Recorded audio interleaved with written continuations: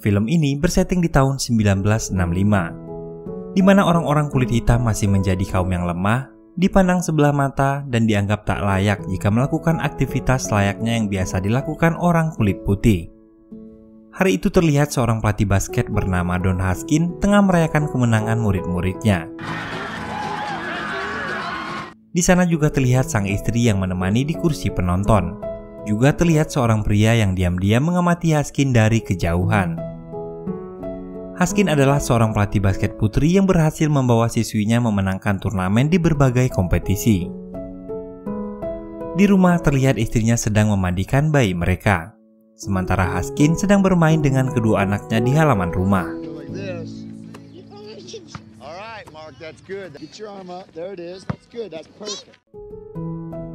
Hingga kemudian Haskin menerima sebuah panggilan telepon. Ternyata itu adalah panggilan dari Universitas Texas Western Minor.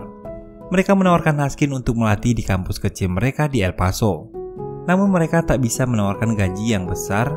Sebagai gantinya Haskin diperbolehkan untuk membawa keluarganya dan tinggal di asrama pria. Serta mereka diizinkan untuk makan gratis setiap harinya di kantin. Haskin yang sangat mendambakan dapat melatih di tim basket divisi 1 pun dengan senang hati menerimanya. Keesokan harinya Haskin dan keluarganya berangkat ke El Paso.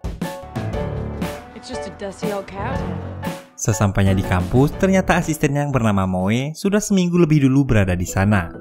Kemudian dia diantar ke kamarnya dan memperkenalkan seorang pelatih kebugaran bernama Ross, yang sedang merapikan ruangan yang akan ditempati Haskin dan keluarganya.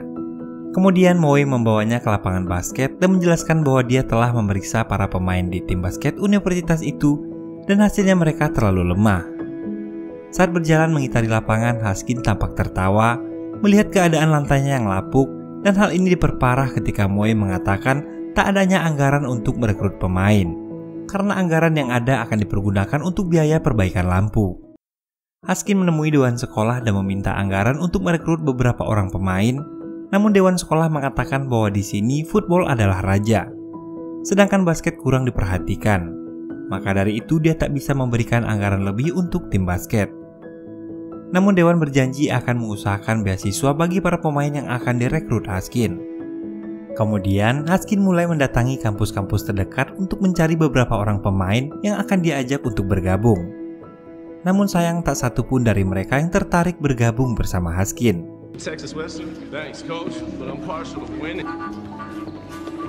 Karena mereka tahu bahwa tim yang akan dia bela adalah tim yang selalu kalah dalam pertandingan. Ketika melanjutkan pencariannya, dia tertarik dengan seorang pria kulit hitam di sudut kursi yang sepertinya telah lama menunggu, tapi belum juga diturunkan oleh pelatihnya. Kemudian dia menemui anak tersebut di ruang ganti. Anak itu bernama Bobby Joe. Haskin menawarkannya beasiswa penuh di Texas Western asal dia mau bergabung dalam tim basket kampus itu. Tapi Bobby menolak, karena dia sudah jenuh hanya menjadi pemain pelengkap saja di setiap tim yang dia ikuti, lalu kemudian dibuang.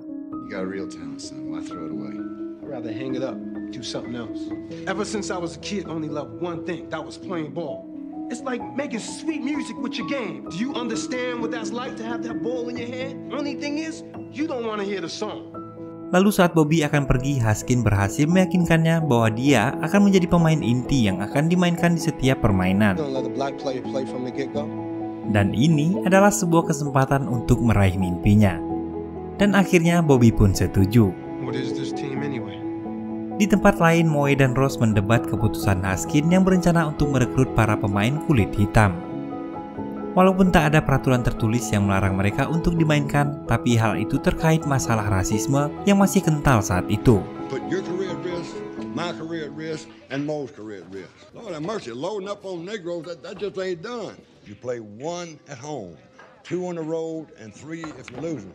Tanpa menghiraukan perkataan Ross, kemudian Haskin mengutus Moe untuk berangkat ke New York, membujuk para pemain kulit hitam yang telah diamatinya, dan memberikan uang pribadinya untuk bekal di perjalanan. Sementara itu, di tempat lain Haskin menemui seorang anak kulit hitam lainnya bernama Harry Flournoy. Namun karena terus dibuntuti, mereka terlihat ketakutan dan berlari menghindarinya.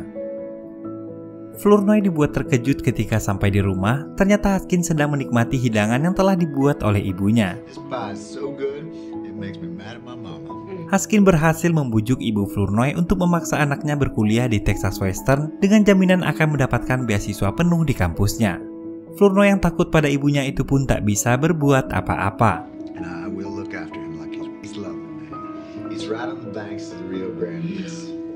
Kemudian Haskin juga berhasil merekrut seorang anak lainnya bernama Orsten Artis yang berhasil dia yakinkan bahwa permainannya belum sempurna setelah mengajaknya berduel dan memblok semua tembakan-tembakan Orsten. Sementara itu, Moe di New York juga berhasil merekrut 3 pemain bernama Neville Seth, Willie Worsley, dan Willie Jagger. Keesokan harinya, Seth, Jagger, dan Worsley dijemput oleh Ross dan diantar sampai ke kampus.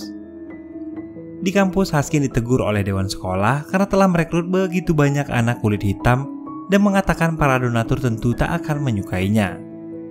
Di kampus, saat jam makan, para murid kulit hitam mulai menyesuaikan diri dan mencoba membaur dengan lingkungannya. Taco, nacho, burrito. No, I'm looking for hot doggo. Nacho? No, hot doggo.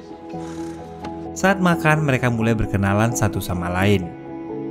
Namun perkenalan itu tampaknya tak berjalan baik ketika beberapa dari mereka mulai pamer skill di hadapan yang lainnya.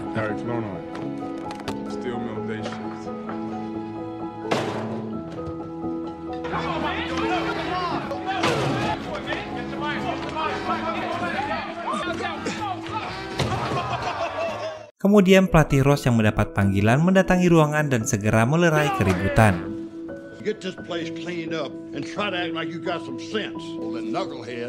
Saat ini telah terkumpul sebanyak 6 orang kulit hitam.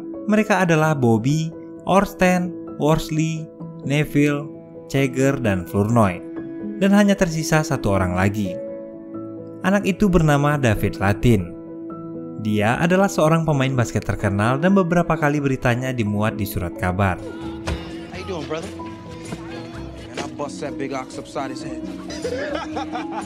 Di ruang ganti, Jerry mengatakan bahwa orang tuanya ingin dia bekerja di ladang karena bagi mereka basket hanya akan membuang-buang waktunya. Tak lama kemudian, seorang housekeeping meragukan kemampuan mereka. Apalagi mereka akan dilatih Haskin yang dulunya seorang pelatih tim basket putri. Ketika Haskin menjelaskan aturan yang ada dan mengatakan dirinya adalah pelatih yang keras, Bobby menyela dan mengejeknya.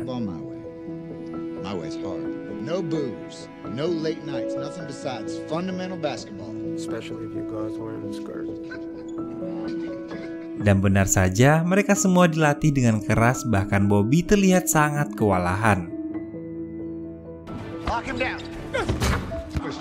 Di akhir latihan, Haskin memarahi Chet karena dia telah membiarkan Latin mencetak angka dan tampak ketakutan untuk melakukan blok. Kemudian Haskin juga melarang Latin untuk melakukan dunk. Dunk adalah memasukkan bola ke dalam keranjang dengan telapak tangan menyentuh ring basket.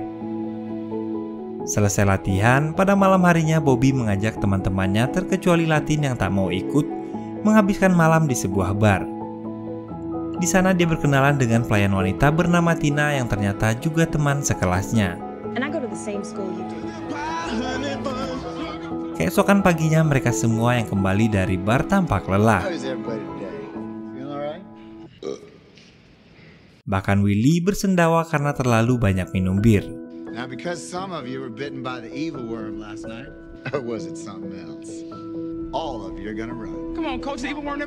Akhirnya mereka semua dihukum untuk berlari, bahkan yang tak ikut ke bar pun tetap dihukum. Saat Bobby pamer gaya bermain, Haskin memarahinya karena mereka hanya diperbolehkan bermain dengan standar yang telah ditentukan.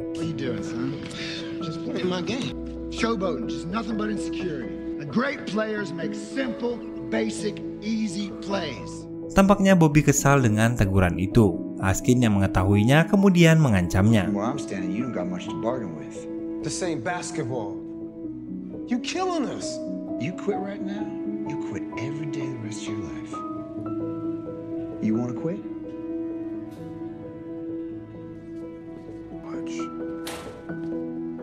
Hari demi hari melakukan latihan tampaknya cukup sulit bagi pelatih Haskin menyatukan 5 orang kulit putih di timnya dengan 7 orang kulit hitam yang dia rekrut.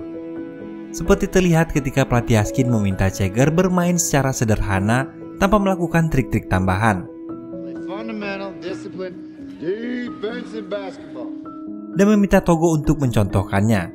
Akan tetapi, Jagger malah mengejeknya.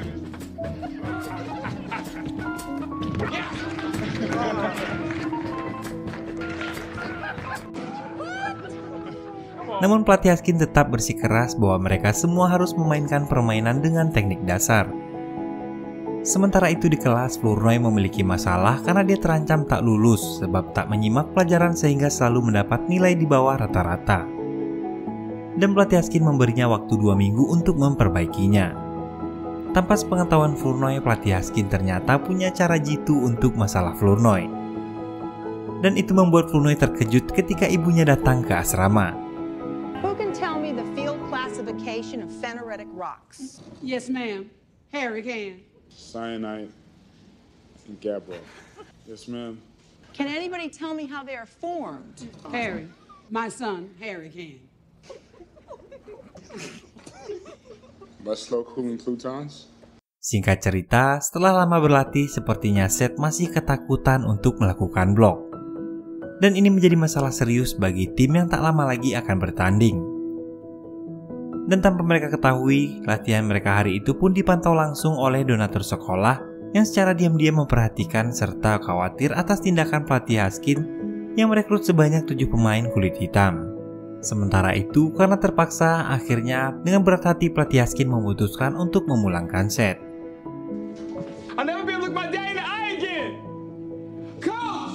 Keesokan harinya, Seth ternyata masih belum pulang, dan dia menghampiri pelatih Haskins memohon untuk diberi kesempatan. Come on, man. Let me play. You had your chance to be a man. Go home. Take your ticket and go home. Let me play! Dalam latihan itu, Seth mengalami cedera dan harus terluka di bagian hidungnya akibat berbenturan dengan David. Namun dia tetap memaksakan diri untuk bermain, bahkan dia memilih untuk memakai topeng ketimbang harus berbaring di ruang perawatan. Hal ini membuktikan dia telah berubah sehingga pelatih Haskins memutuskan dia tetap menjadi bagian dari tim. Hari pertandingan tingkat wilayah pun tiba. Pada laga pertama itu, pelatih Haskins memainkan 3 orang muridnya yang berkulit hitam dan 2 orang yang berkulit putih. Walaupun tak disambut baik oleh penonton, namun mereka berhasil memenangkan pertandingan hari itu. Namun yang menjadi masalah adalah mereka tak bermain sesuai arahan pelatih Haskins. Mereka bermain dengan egonya masing-masing dan bukan seperti sebuah tim yang solid. Malam harinya, Bobby ketahuan melanggar aturan. Pelatih Haskins memergokinya sedang berpacaran dengan Tina di atap asrama. Kemudian menghukumnya dan berkata bahwa Bobby telah membuang-buang energinya untuk hal yang tak berguna, bukannya fokus pada tim yang dipimpinnya. Kemudian menasihati Bobby dan berkata, I ain't the smartest coach, but I bust my butt and I outwork smarter coaches. I never was the greatest player, but I busted my butt and I outworked better players. Pada pertandingan selanjutnya, mereka tampak kesulitan menghadapi tim Hawkeyes yang menduduki peringkat 4 nasional. Hingga jeda babak pertama, Texas Miners masih tertinggal dari Hawkeyes. Di ruang ganti, Bobby meminta pelatih Haskins memberikan mereka kebebasan untuk bermain dengan gaya mereka sendiri. Akan tetapi permintaan itu pun ditolak. Di babak kedua, mereka semakin tertinggal jauh hingga kemudian pelatih Haskins meminta jeda pertandingan. Kemudian dia memanggil Bobby dan berkata,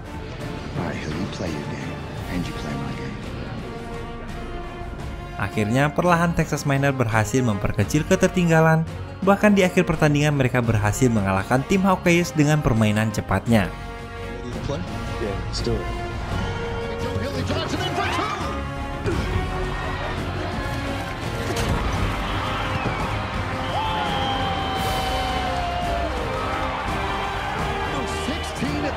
Texas Western has clawed their way back into this game. Raiders trail by 1 with 15 seconds left in the game. Looks like he's going to try it himself. He is swarmed by Hawkeye, splits the defense, puts it up, and it's good! Miners win! Miners win! I've seen it with my own eyes, and I still don't believe it. The Miners take down perennial powerhouse Iowa. These Miners are for real. Malam harinya, diam-diam mereka merayakan kemenangannya. Tapi kali ini beberapa murid kulit putih juga ikut bersama mereka. Walaupun awalnya terlihat canggung, namun berjalannya waktu, suasana pun menjadi cair.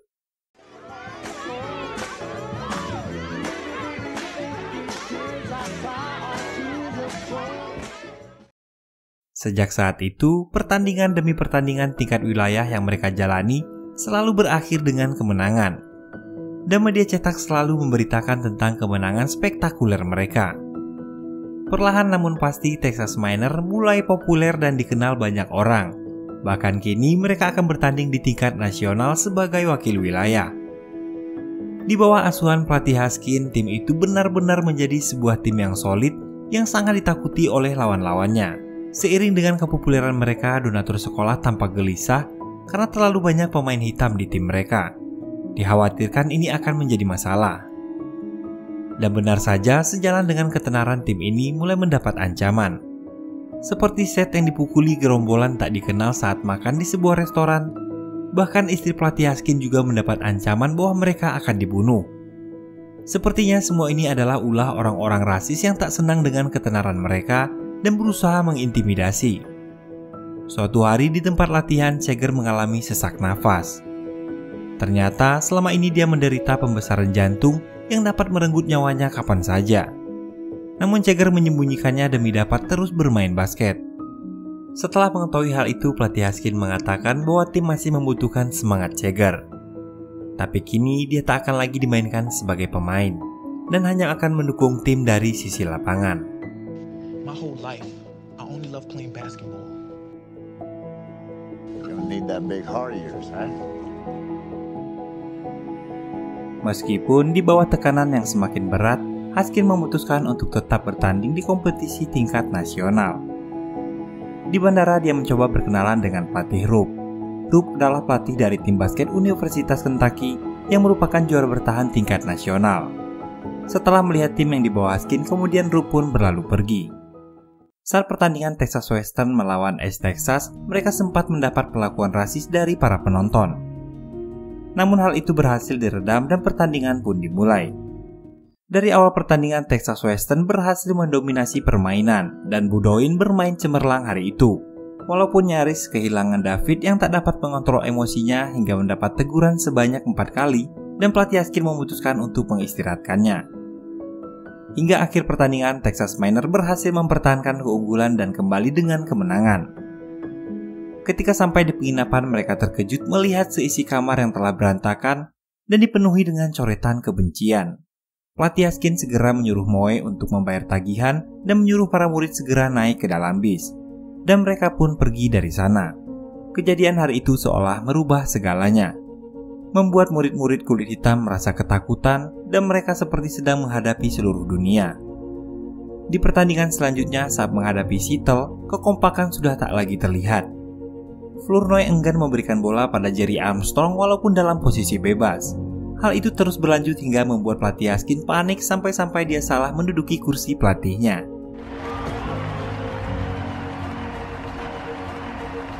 Coach, you're my jet. I like the view better down here. Dan akhirnya itu menjadi kekalahan pertama Texas Western pada musim ini. Di ruang ganti, Haskin meluapkan kemarahannya pada tim karena telah bermain buruk hari ini. Namun sepertinya permasalahan rasis sudah melebar sampai ke ruang ganti. Kulit putih dan kulit hitam tampak saling menyalahkan satu sama lain dan saling merasa menjadi korban. Jerry Armstrong merasa kulit putih menjadi kaum minoritas dalam tim karena hanya bermain menjadi pemain cadangan. Sementara Flournoy mewakili golongannya merasa selalu mendapat intimidasi dari orang-orang kulit putih. Kemudian suasana menjadi hening. Ross mengatakan bahwa ini lebih buruk dari kalah bertanding. Mereka lupa pada misi awal yang menjadi tujuan mereka berada di sini. Lalu Haskin mengatakan inilah saatnya untuk membungkam mereka dengan menjadi pemenang. You want to shake off that hate? Put your heads up. Shut them up. Win.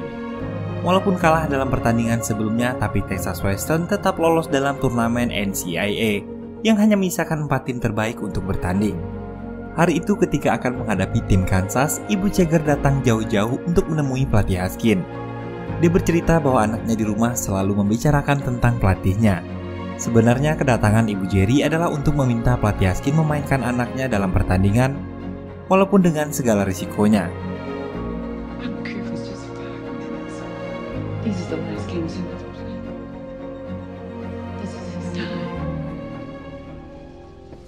Saat pertandingan dimulai, tampak Texas Western kesulitan mengimbangi permainan dari tim Kansas. Setelah tertinggal poin, akhirnya pelatih Haskin memutuskan untuk memasukkan Jagger. Dan sepertinya itu adalah keputusan yang tepat, mereka berhasil memperkecil ketertinggalan. Lalu Haskins memasukkan Armstrong dan menggantikan Owsley. Permainan menjadi semakin menarik dan menegangkan ketika dua tim mulai saling menambah poin dan Cheger berhasil menyamakan kedudukan di akhir pertandingan.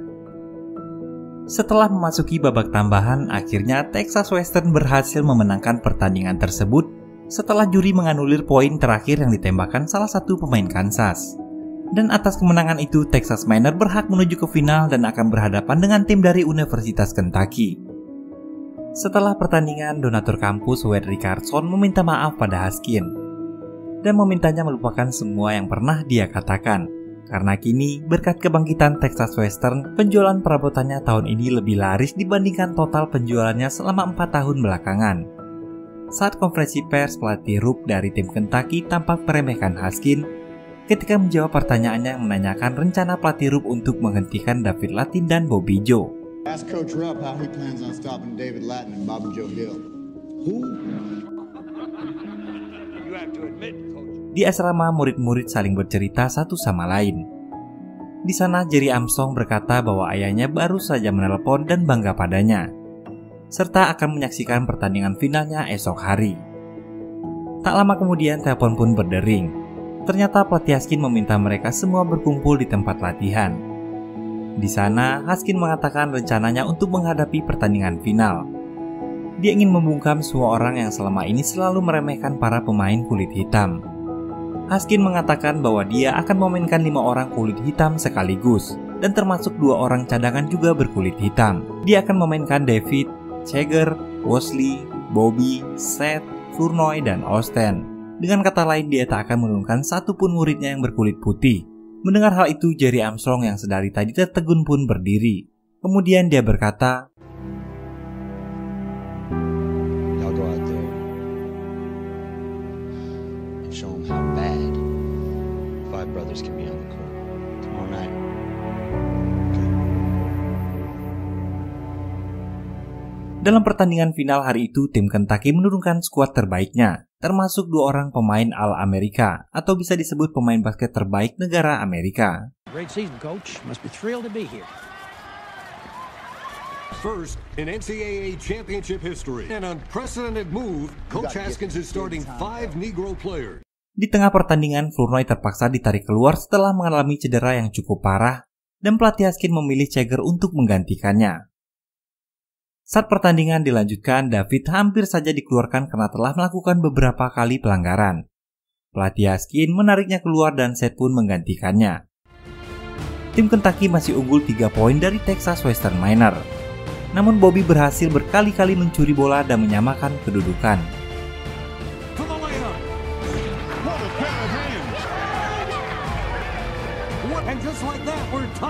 Walaupun sempat kembali tertinggal, namun pelatih Haskins berhasil membakar semangat timnya sehingga pertandingan itu menjadi pertandingan yang sangat fenomenal dengan aksi-aksi akrobatik basket yang belum pernah dilihat orang-orang sebelumnya. Dan slam dunk mengejutkan diperagakan oleh pemain Texas Western Miner. Tim basket Texas Western Miner berhasil menjadi juara dan menduduki peringkat 1 nasional. Sekaligus pertandingan ini menjadi sejarah besar bagi dunia basket Amerika. Karena itu kali pertamanya sebuah tim menurunkan 5 orang pemain kulit hitam sekaligus. Lewat keberhasilan Haskins memainkan 5 pemain utama kulit hitam, sekolah-sekolah lain pun semakin terbuka untuk menggunakan jasa pemain kulit hitam di tim mereka. Upaya Haskins yang pada awalnya hanya ingin menjadikan Texas Western juara ternyata memiliki dampak yang lebih besar. Pertandingan final 1966 memberi warna sendiri yang kemudian membuka jalan bagi mereka yang tampak minoritas mendapat hak yang sama untuk berkarir. Walaupun Don Haskins telah wafat pada tahun 2008 silam, tapi sejarahnya tak ikut terkubur bersama dengan jasadnya, dan film ini pun selesai.